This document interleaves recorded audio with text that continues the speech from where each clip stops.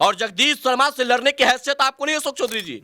जगदीश शर्मा का एक छोटा सिपाही है, जहानाबाद का एक छोटा सिपाही है। आप हमसे लड़के फरिया लीजिए, आपको दूध का दूध और पानी का पानी पता चला कि आप कितने औकात में हैं जी। इनके खिलाफ कल 4 बजे कारगिल चौक पटना में इनका पुतला दहन करेंगे।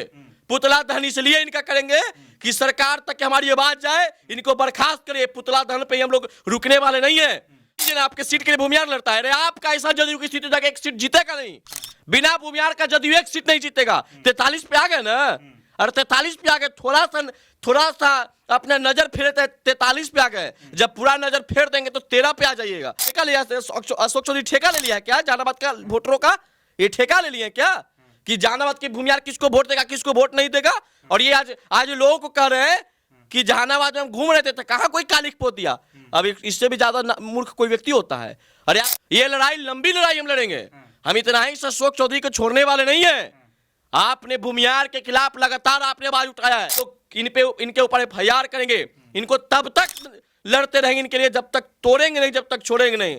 जब जुर्म करेगा सत्ता की गलियारों से पूरा बिहार गूंज उठेगा। जय परशुराम किनारों से, लोग परशुराम का वंशज है। होते कौन है माफी मांगने वाले? आपको हम क्यों माफ कर दें? आप माफी लायक नहीं है। आपकी बिहार की जनता ने अपने आंखों से देख रहा है कि आप बिहार में किस प्रकार से इस बिहार को, बढ़ता बिहार को, जात पात से निकलता बिहार को आप आग लगा रहे हैं जातिवाद बिहार में तो।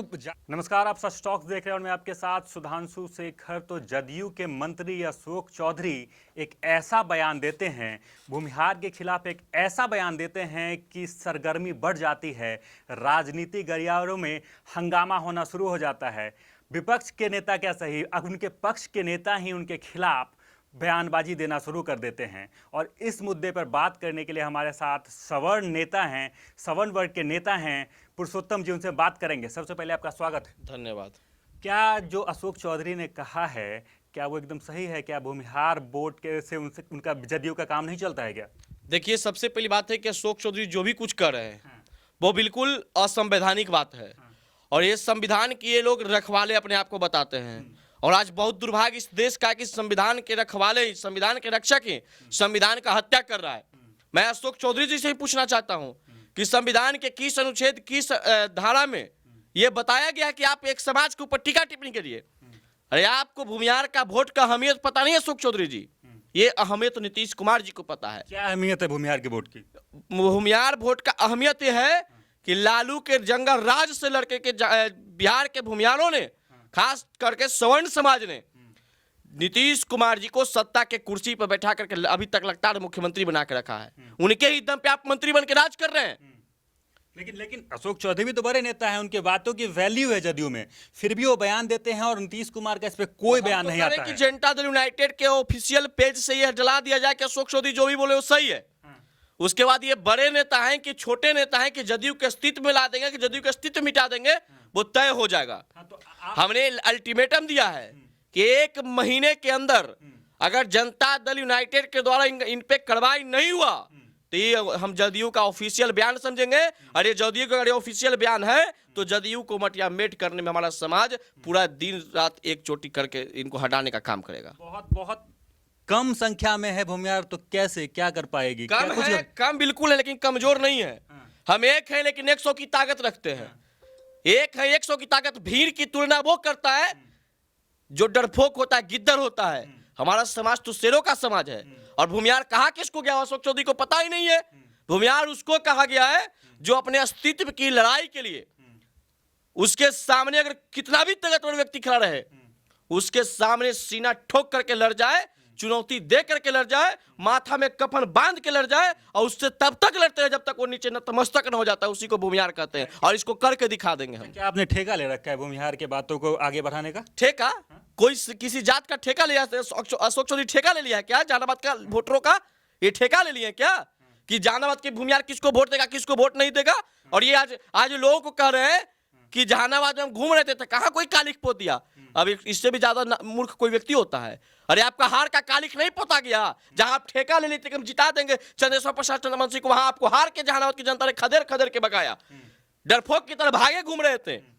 तो आप मतलब कि पुरुषोत्तम राज इसमें क्या कर रहे हैं, क्या कदम उठाएंगे? हम तो कह रहे हैं कदम हम तब तक लड़ेंगे जब तक इनकी मंत्रिमंडल का बर्खास्त नहीं हो जाता है। ये लड़ाई लंबी लड़ाई हम लड़ेंगे। हम इतना ही से अशोक चौधरी को छोड़ने वाले नहीं है।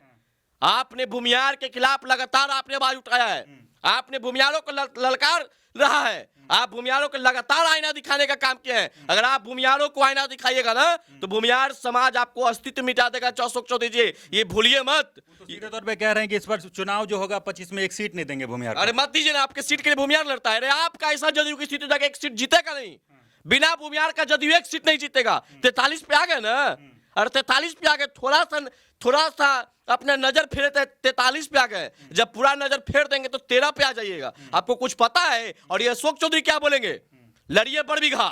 हम तो कह रहे हैं कि बिहार के 243 सीट में आपको जिस सीट से चुनाव लड़ना है, फॉरवर्ड बाहुल्य सीट, जनरल सीट, वहां से लड़िए।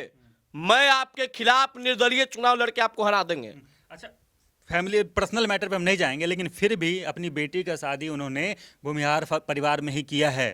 बेटी के शादी भूमिहार में कर देने से आप भूमिहार थोड़े हो जाइएगा। अरे बेटी के शादी आप भूमिहार में कर देते आप भूमिहार हो गए। अरे हम लोग कट्टर भूमिहार को भूमिहार मानते हैं, खाटी भूमिहार को भूमिहार मानते हैं। अब कोई आके माथा में चंदन लगा के कहे कि हमें भगवान के प्रति श्रद्धा रखते हैं, दिन रात जाकर के भगवान को गाली दे, तो उसको मांग लेंगे, भगवान का श्रद्धालु मांग लेंगे उसको हम। और अशोक चौधरी जी के एक बेफालतू इनका बयान है, और इनके बयान के ऊपर अभी तक के कोई बड़ा कार्रवाई नहीं हुआ है जनता दल यूनाइटेड की तरफ से।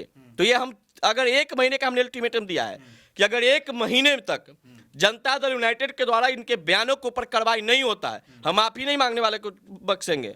अब आप आइएगा मीडिया के सामने माफी मांग लीजिएगा, तो ये हम बख्शने वाले नहीं है, ये माफी से नहीं चलेगा। क्योंकि अशोक चौधरी इतने बदतमीज हो गए हैं कि कभी राष्ट्रीय अध्यक्ष ललन सिंह जी से लड़ जाते हैं, कभी जहानाबाद के मुखिया को जाके धमकी देते हैं कि जांच करवा देंगे, तो जहानाबाद के मुखिया इनको पावर दिखा दिए थे। आपकी मांग है कि उनको पद से निष्कासित कर दिया जाए, बर्खास्त होना चाहिए।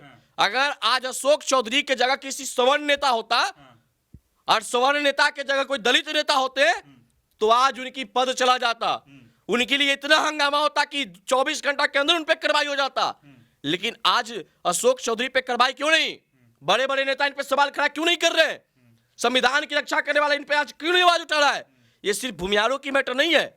अगर ऐसे ऐसे जातिवादी मानसिकता वाले लोग अगर सरकार में बैठे रहेंगे, ऐसे ऐसे जातिवादी मानसिकता वाले लोग मंत्रिमंडल पे बैठे रहेंगे, तो आप समझिए कि विकास के ऊपर क्या असर पड़ेगा। अच्छा, आप सब भूमिहार और ब्राह्मण के खिलाफ कुछ भी बोला जाता है तो आप सब अपना आवाज बुलंद करते हैं, और कास्ट के लिए क्या? और कास्ट के लिए तो सब लोग अपना अपना ठेकेदारी लेकर बैठ चुके हैं। पिछड़ा अति पिछड़ा का ठेकेदार बन गए अशोक चौधरी जी, तो सबका जिम्मा हम ही लिए हैं। और हमने वर्षों से सबको लेके चले हैं। डॉक्टर श्री कृष्ण सिंह जी की विकास की यात्रा को आप याद कर लीजिए, डॉक्टर श्री कृष्ण सिंह जी की विचार को आप याद कीजिए। है एक आदमी नेता बिहार में जो श्री कृष्ण सिंह के पद चिन्हों पे चल रहे हैं। मेरा पूर्वजों ने भी, हमारे समाज के जो भी व्यक्ति होते हैं, सब समाज को लेकर चलने का काम करते हैं। जिस भूमिहार को आप कह रहे हैं कि भूमिहार अति पिछड़ा को वोट नहीं देता है, तो 19 में चंद्रेश्वर प्रसाद चंद्रवंशी को सांसद किसने बनाया? और 24 में अगर चंद्रेश्वर प्रसाद चंद्रवंशी जी चुनाव हारे हैं तो अति पिछड़ा के कारण चुनाव नहीं हारे हैं, वो चुनाव हारे हैं अपने बुरे कुकर्मों की वजह से। जब जहानाबाद कोरोना का महामारी को झेल रहा था, एम्बुलेंस के बिना बच्चे की मौत हो रहा था, मां छटपटा कर रो रही थी, उस समय ये एम्बुलेंस के 1600 करोड़ के घोटालेबाज सांसद दिल्ली के एसी वाले बंगले में पड़े हुए थे। इनके बुरे कर्मों की वजह से हराया गया है, और ये कह रहे हैं कि भूमिहारों ने हरा दिया है। तो 19 में भूमिहारों ने जिताया, और जिस नेता को कटाक्ष कर रहे अशोक चौधरी जी, उनके इतिहास को आपको पता नहीं है। वही जगदीश शर्मा है जो नीतीश कुमार को खुले चैलेंज देकर के 2005 में अपनी पत्नी को चुनाव, शांति शर्मा को चुनाव घोषित से निर्दलीय जितवा दिए थे। है औकात निर्दलीय चुनाव लड़के दिखाइए। और जगदीश शर्मा से लड़ने की हैसियत आपको नहीं है अशोक चौधरी जी।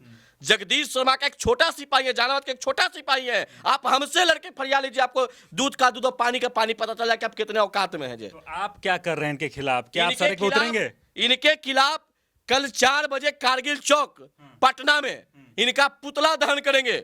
पुतला दहन इसलिए इनका करेंगे कि सरकार तक हमारी आवाज जाए, इनको बर्खास्त करे। पुतला दहन पे हम लोग रुकने वाले नहीं है।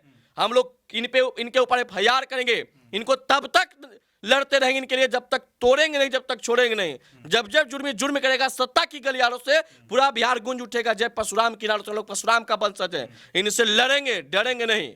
और हमारे समाज और हमारे गार्जियन, हमारे पूर्वजों ने यह संस्कार देके गए हैं कि बेटा जब समाज के ऊपर घात कोई करे तो आप सीना चौड़ा करके इस लड़ने का काम कीजिएगा, समाज की रक्षा करने का काम कीजिएगा। हम लोग डरने वाले नहीं, हम लोग लड़ने वाले हैं। और ये जहानाबाद की भूमि है, मैं उसी भूमि से आता हूं। मैं तो उस भूमि को नमन करता हूं, मैं उस भूमि का बंदन चंदन अभिनंदन करता हूं कि जिस भूमि ने 90 के दशक में पूरे सरकार का सिस्टम हैक हो चुका था। सरकार के पास इतनी हैसियत नहीं थी कि जंगल राज को रोक सके। वो जहानाबाद की पावन भूमि हमारे गर्जनों ने अपना प्राण की आहुति देकर के जहानाबाद से नरसंहार को समाप्त किया, जहानाबाद से नक्सल को समाप्त किया। और नक्सल के समाप्त करने वाला जिला जहानाबाद है और हमारे समाज के गार्जियन लोग हैं। मैं उनको नमन करता हूं। उनकी अस्तित्व पर जब सवाल खड़ा होगा, उनके कार्यशैली पर जब सवाल खड़ा होगा, तो हम बर्दाश्त नहीं करेंगे। इनको चुनौती देते हैं, है हिम्मत तो जाके जहानाबाद भूमियार के गांव घूम के हमको दिखा दीजिए, आपको पता चल जाएगा कि ये भूमियारों के खिलाफ आग उगला हुआ, आपको किस प्रकार का इनाम परिणाम मिल जाएगा, आप पता कर लीजिए। अशोक चौधरी जी, सीधे तौर पे आप सड़क पे उतर रहे हैं। सड़क पे उतर रहे हैं, उतरते रहेंगे। जब तक उतरते रहेंगे तब तक इनको मंत्री से बर्खास्त नहीं किया जाता है। हम ये लड़ाई को सिर्फ इसलिए नहीं लड़ रहे कि अशोक चौधरी जी आए हम माफी मांग ले। आप होते कौन है माफी मांगने वाले? आपको हम क्यों माफ कर दें? आप माफी लायक नहीं है। आपकी बिहार की जनता ने अपने आंखों से देख रहा है कि आप बिहार में किस प्रकार से इस बिहार को, बढ़ता बिहार को, जात पात से निकलता बिहार को आप आग लगा रहे हैं जातिवाद का। बिहार में तो जाति पर ही राजनीति आगे सिमट और गई है। ऐसे ऐसे मानसिकता वाले लोग रहेंगे। माननीय मुख्यमंत्री जी ने दावा के साथ पहले भी कहा था कि आप बिहार में जाति का जनगणना करा लीजिए, अगर जात पात नहीं होने लगा तो मेरा नाम बदल दीजिएगा। और जनता तो छोड़ दीजिए, आपके मंत्री के ही अंदर जातिवादी मानसिकता आ गया है, या आपके नेता के ही अंदर जातिवादी मानसिकता है। वो जातिवाद बैठा चुके हैं। और जहानाबाद की भूमियारों को ललकारना बंद कीजिए। जहानाबाद का भूमियार पूरा स्वाभिमानी होता है। जब जब जहानाबाद डोला है, बिहार का राजनीतिक डोला है। जब जहानाबाद की चिंगारी लहरता है तो पूरे बिहार में दौड़ता है। और इसी कारण इस बार एनडीए का लोकसभा चुनाव में हार ये जहानाबाद का ये जो प्रत्याशी के साथ खिलवाड़ का ये कारण बना है। तो चलिए, हमारे साथ थे पुरुषोत्तम राज जो सवर्ण नेता हैं और उनका गुस्सा आपको साफ दिख रहा होगा। अशोक चौधरी का जो भूमिहार को लेकर बयान आया है उसको लेकर लोगों में रोष है। जदयू के नेता भी उनके खिलाफ बयानबाजी कर रहे हैं। और पुरुषोत्तम राज ने जो कुछ भी कहा उसको लेकर आप क्या कुछ कहते हैं, कमेंट बॉक्स में जरूर लिखें और देखते रहें सच टॉक न्यूज।